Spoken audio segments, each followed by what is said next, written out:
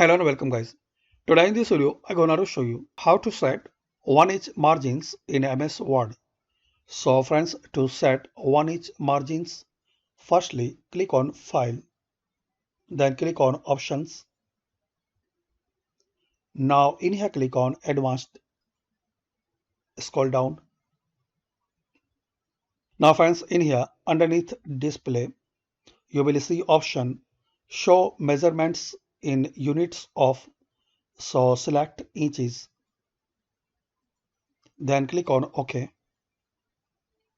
Now click on Page Layout, click on Margins,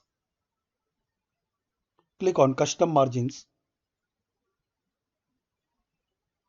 Now set 1 inch top, bottom, left and right and in gutter.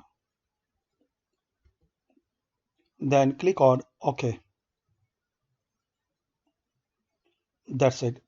So friends, by this easy and simple method we can set 1 inch margins in MS Word document. Hopefully friends you like this video. Thanks for watching this video. Please subscribe the channel for latest update.